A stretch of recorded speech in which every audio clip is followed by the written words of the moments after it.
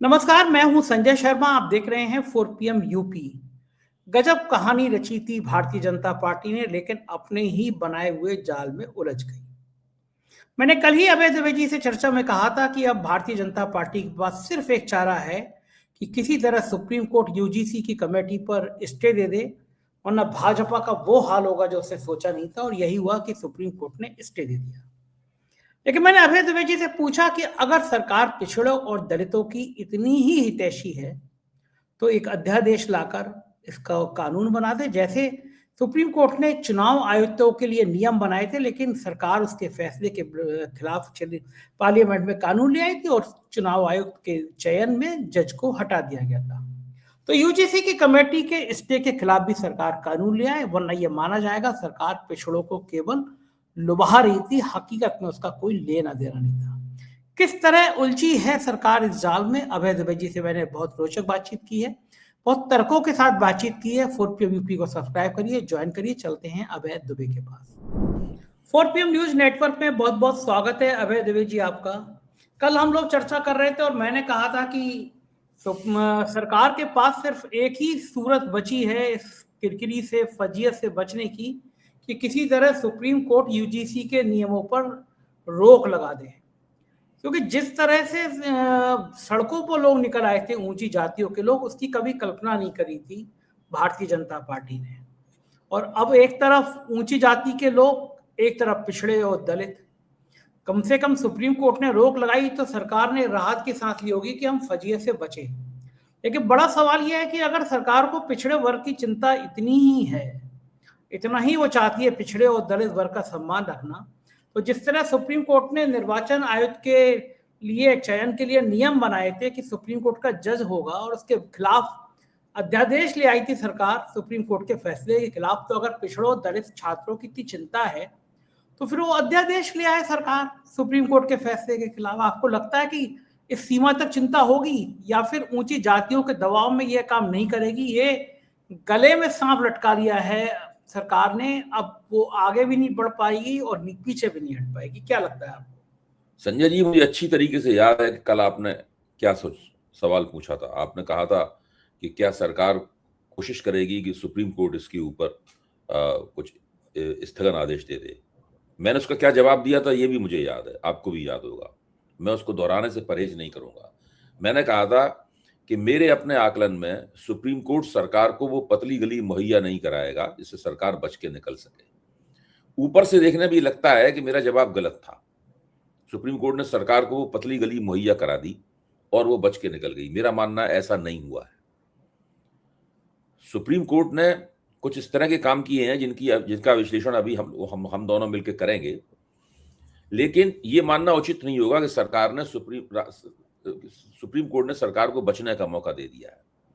हकीकत क्या है?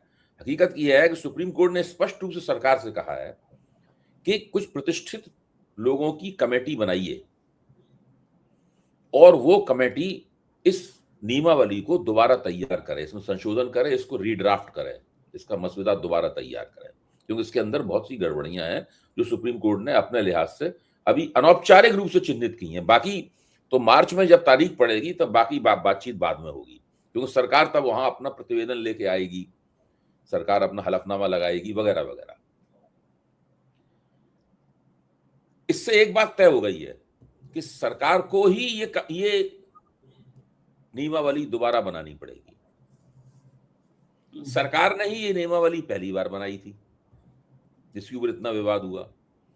तो गेंद अभी भी सरकार के कोर्ट में है। पतली गली नहीं मुहैया कराई गई है। बस ये हो गया है कि सरकार अभी जो संकट था वो संकट मार्च तक थोड़ा सा टल गया है। इसके अलावा और कुछ भी नहीं हुआ है। सरकार को ही कोई कमेटी बनानी पड़ेगी, प्रतिष्ठित जनों की हो, विशेषज्ञों की हो, किसी की भी कमेटी हो, बनानी पड़ेगी। और वो कमेटी जब कोई ड्राफ्ट तैयार करेगी तो सरकार उससे सहमत होगी। ड्राफ्ट से सहमत या सहमत होगी, सरकार ही उसको अंतिम रूप देगी और फिर से वो ड्राफ्ट उसी नियमावली की तरह लागू होगा यूजीसी में, जिस तरह से ये वाला विवादास्पद ड्राफ्ट लागू हुआ था। तब सवाल उठेगा, तब सब लोग देखेंगे, ओबीसी भी देखेंगे, ऊंची जातियां भी देखेंगी अनुसूचित जाति वाले भी देखेंगे, अनुसूचित जनजाति के नुमाइंदे भी देखेंगे इस बात को कि दरअसल सरकार इस ड्राफ्ट के की जगह दूसरा ड्राफ्ट कौन सा ला रही है। ये सब चीजें देखनी पड़ेंगी और फिर से देखा जाएगा कि सरकार ने जो वायदा अनुसूचित जनजातियों और अनुसूचित जातियों और ओबीसी के साथ किया है, वो वायदा इस वाले नए ड्राफ्ट में पूरा किया है कि नहीं किया है, या वो ऊंची जातियों की तरफदारी करते हुए दिख रही है। तो सरकार को जो सरकार यानी भारतीय जनता पार्टी को अपनी इस कवायद से यूजीसी में की गई उससे जो नुकसान हो सकता था, वो नुकसान अभी भी होने का पूरा अंदेशा है। आज मैं एक टीवी चैनल पे होने वाली बहस सुन रहा था। एक ऐसे टीवी चैनल पे, इस पर मैं नहीं जाता हूं, बुलाया जाता है, कई बार बुलाया जाता है, लेकिन मैं जाने से परहेज करता हूं। 4 लोग बैठे हुए थे उस बहस में। चारों को मैं अच्छी तरह जानता हूं, उनके साथ चर्चाओं में भाग ले चुका हूं, परिचित हूं। एक उसमें एंकर था, एक उसमें एंकर का संपादक था और 2 तथाकथित राजनीतिक समीक्षक थे।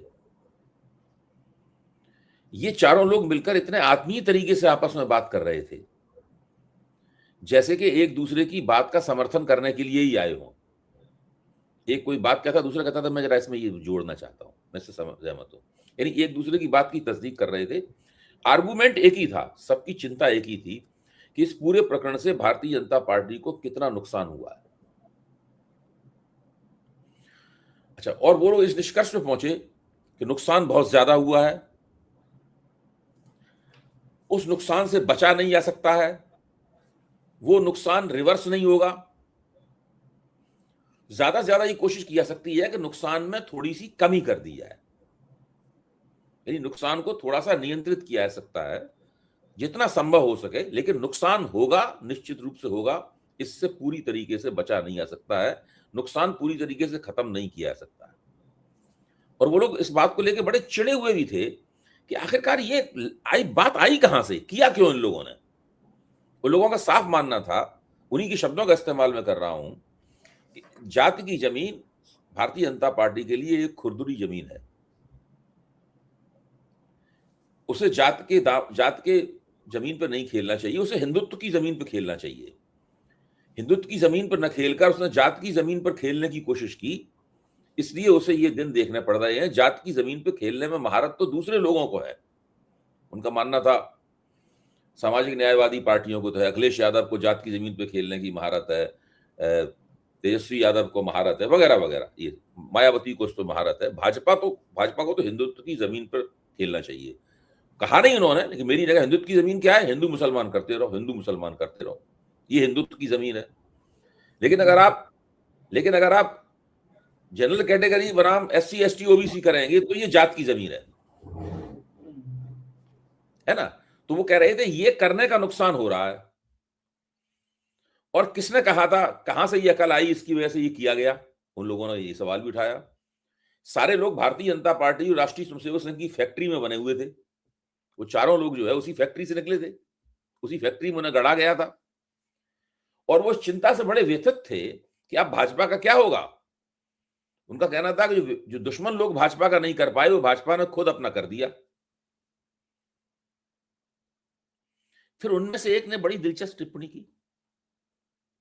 उसने टिप्पणी की कि मुझे तो लगता है कि भाजपा जो है राहुल गांधी की बनाई हुई पिच पे खेल गई। भाजपा जो है वो राहुल गांधी की बनाई हुई पिच पे खेल गई। राहुल गांधी लगातार जातिगत जनगणना का सवाल, ये तमाम सवाल, सबको कुछ मिलना चाहिए, निर्णयकारी कमेटियों में OBC SC ST क्यों नहीं है, वगैरह वगैरह तमाम सवाल उठा रहे हैं राहुल गांधी। राहुल गांधी जो सवाल नैरेटिव बना रहे हैं, उसी नैरेटिव में भाजपा फंस गई और वो करती हुई नजर आई जो करना भाजपा के लिए स्वाभाविक नहीं है।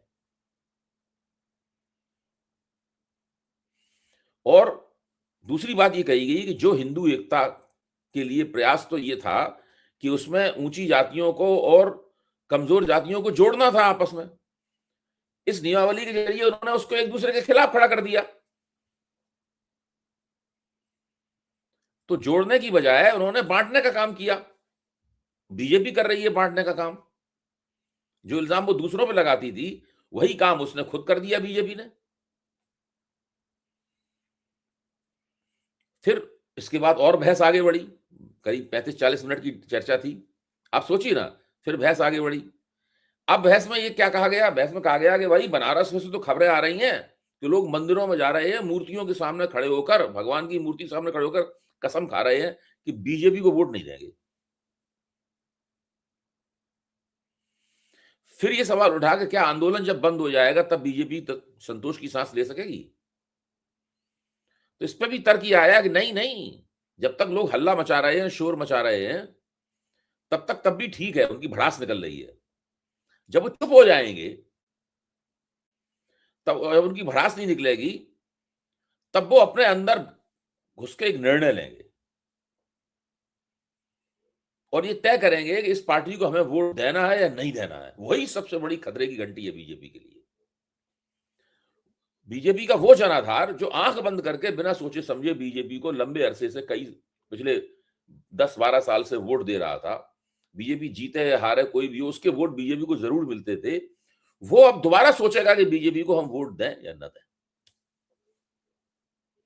ये बीजेपी के लिए खतरे की घंटी। अच्छा, फिर इसका एक सबूत भी दिया गया वहां पर कि ऐसा होता है। सबूत क्या दिया गया? सबूत दिया गया 2019 का। 2019 के चुनाव से पहले भारतीय जनता पार्टी 3 राज्य हार गई थी, राजस्थान, छत्तीसगढ़, मध्य प्रदेश, और वो काफी शॉकिंग डिफीट थी भाजपा की। तो हमें बताया गया कि चूंकि सुप्रीम कोर्ट ने SC ST के सवाल के ऊपर कुछ नरमी दिखाई थी और फैसला दे दिया था, तो उससे SC ST के दबाव में आके भारतीय जनता पार्टी ने कानून बनाकर उस फैसले को पलट दिया। उसकी वजह से अपर कास्ट में, ऊंची जातियों में नाराजगी थी और उन्होंने मध्य प्रदेश में, राजस्थान में और छत्तीसगढ़ में भाजपा को वोट नहीं दिया, इसलिए भाजपा तीनों राज्य हार गई। इशारा साफ था कि OBC SC ST की संख्या ज्यादा हो सकती है, लेकिन भाजपा का कोर वोट जो है वो ऊंची जातियां हैं। भले ही वो 15% हो, 20% हो, 22% हो, भले ही वो 50% हो, 60% हो, कुछ भी हो, भाजपा अगर अपने स्कोर वोट को छोड़ेगी तो चुनाव हारेगी, क्योंकि ये उसका स्थायी वोट है। और इस UGC प्रकरण से यही खतरा पैदा हो गया है। दुश्मन भी जो भाजपा का नहीं बिगाड़ पाए, वो भाजपा ने अपने हाथ से बिगाड़ लिया है। हाँ, मैं तो कहता था भाजपा ही भाजपा को खत्म करेगी। आ रहा होगा आपको, और सुनिए आप। फिर ये बात कही गई कि भाई चलिए, दिग्विजय सिंह की कमेटी थी, उसकी रिकमेंडेशंस थी, लेकिन दिग्विजय सिंह तो केवल उसके अध्यक्ष थे और कांग्रेस के तो उसमें 4 सांसद थे। 16 सांसद उसमें भारतीय जनता पार्टी के थे और उसमें बड़े बड़े चेहरे थे भारतीय जनता पार्टी। निशिकांत दुबे भी उसमें सदस्य थे। हाँ हाँ हाँ। तो उन लोगों ने ये सिफारिश नहीं, ये उन लोगों ने तो ऐसी कोई बात नहीं कही थी जो बाद में इस कमेटी, जो उसमें सरकार ने उसमें शामिल की। ये भी बताया गया कि भाई भाजपा के तो कई सांसदों ने ये भी कहा था कि भाई ये जो गलत शिकायत करने वाले को सजा मिलनी चाहिए उसको। हाँ, लेकिन UGC ने तो इसमें शामिल, UGC ने भाजपा के जो सांसदों ने राय दी थी, जो उस रिपोर्ट में शामिल था, उस राय को नहीं माना। बीजेपी के सांसदों की भी राय को नहीं माना UGC ने। फिर एक और बात आई, और सुनिए आप, बड़ा मतलब अंदर के लोग बात कर रहे हैं जिन्हें घर का हाल पता है पूरा। हम लोगों को घर का हाल ही नहीं पता है असल में, उन लोगों को घर का हाल पता था। एक बता रहे हैं कि UGC का अध्यक्ष, UGC की चेयरमैनशिप तो पिछले साल भर से खाली पड़ी हुई है, क्योंकि M जगदेश कुमार जो JNU के कुलपति थे, वो बाद में UGC के चेयरमैन बनाए गए, वो तो पिछले साल अप्रैल में रिटायर हो गए थे। तो इसका मतलब है कि शिक्षा मंत्रालय का ही एक बड़ा अफसर UGC का काम चला रहा है। फिर उन लोगों को जो बात भी नहीं पता थी, वो मैं बता रहा हूं आपको। M जगदेश कुमार जो है, वो इस वक्त शिक्षा मंत्रालय के प्रमुख सलाहकार के तौर पर बैठे हुए हैं वहां पर। उनको एक इंपॉर्टेंट एडवाइजर की भूमिका में रखा हुआ है। अच्छा, प्रश्न ये है कि क्या सरकार ने धर्मेंद्र प्रधान से ये कहा कि आप भाई फटाफट इसके ऊपर एक नियमावली बनाइए और उसमें ओबीसी को भी शामिल कीजिए और कड़ी से कड़ी होनी चाहिए नियमावली। तो धर्मेंद्र प्रधान ने कहा होगा जगदीश कुमार जी वही बनाइए। जगदीश कुमार जी ने दिग्विजय सिंह कमेटी की रिपोर्ट थी, उसमें सारी चीजें लेकर नियमावली बना दी। वो नियमावली अभी 13 जनवरी को लागू हो गई, उसको अधिसूचित कर दिया गया, गजटेट में छाप दिया गया और 13 जनवरी को नियमावली लागू हो गई। अब जरा आप सोचिए कि ये सब बातें क्या चल रही हैं। आखिरकार किसने मजबूर किया सरकार को, किसने मजबूर किया धर्मेंद्र प्रधान को, किसने मजबूर किया एम जगदीश कुमार को कि वो दिग्विजय सिंह कमेटी की रिपोर्ट को इन टोटो में पूरी की पूरी तरह मान लें।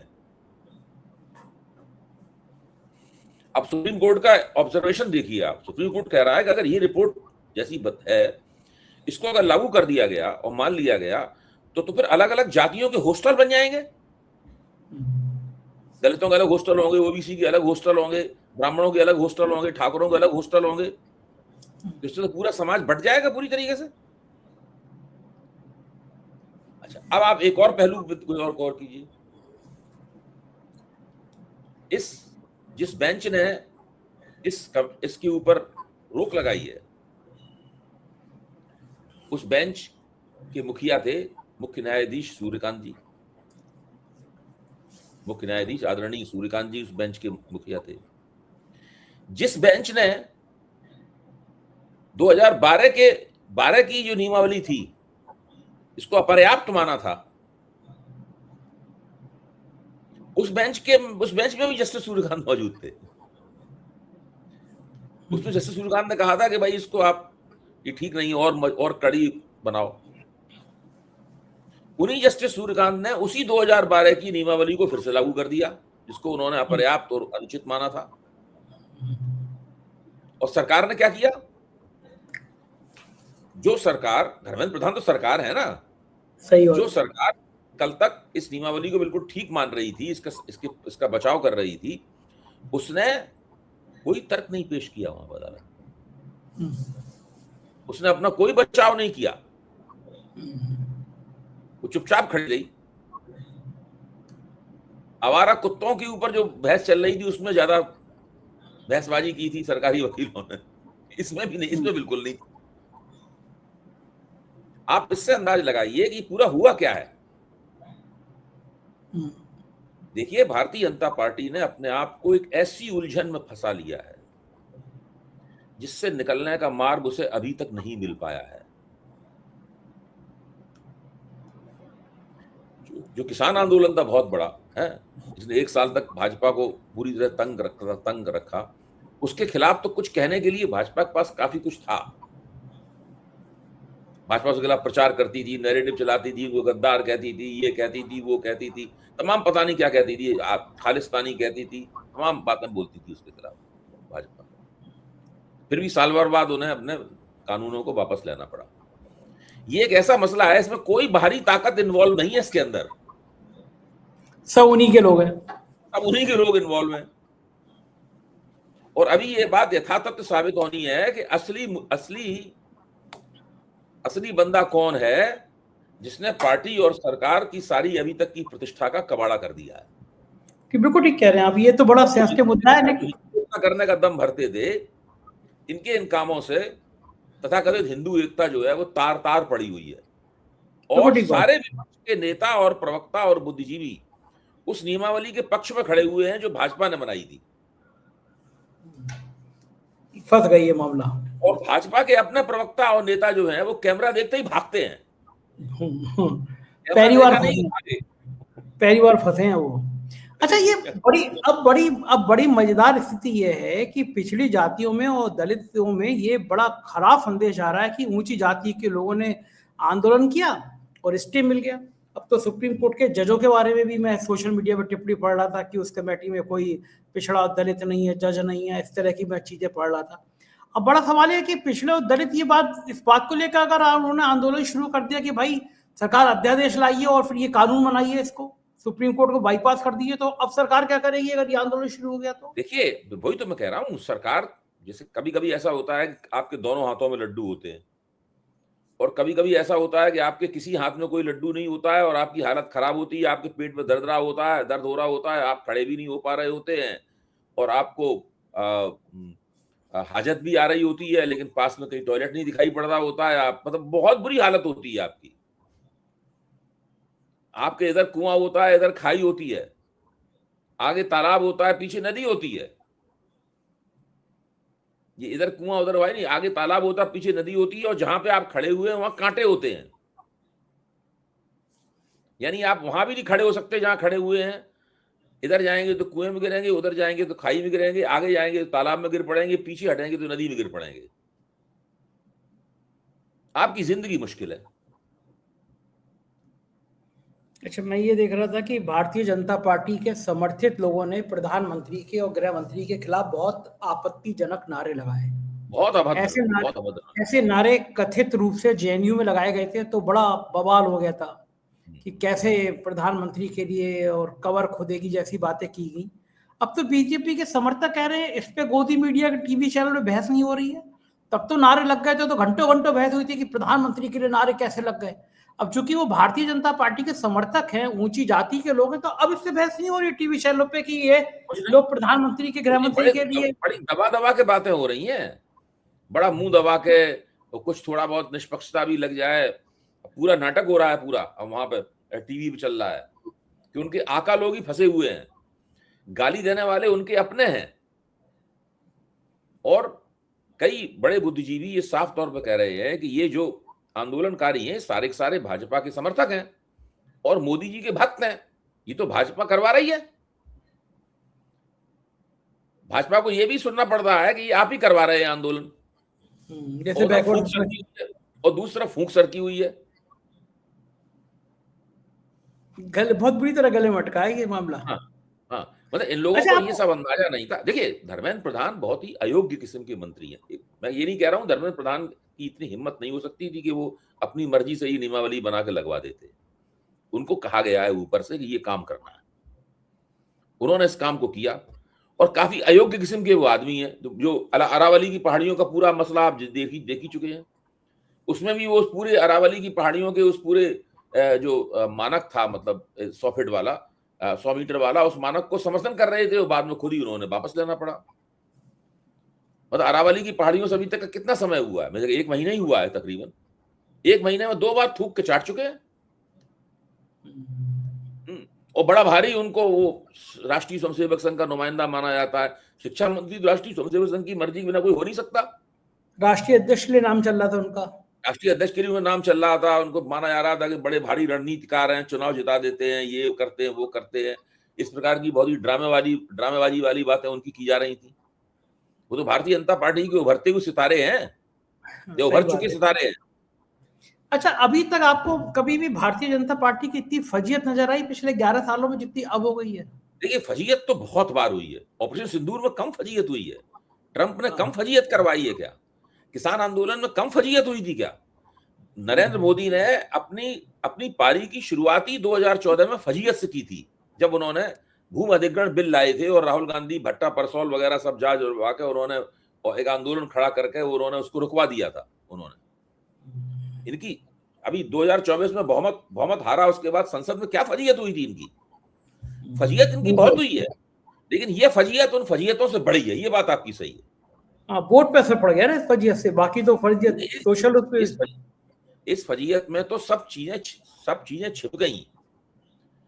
कोई सोच ही नहीं रहा है कि आप मीटिंग रिट्रीट देख रहे थे प्रधानमंत्री, वहां पे बैंड बाजे की धुन सुन रहे थे प्रधानमंत्री।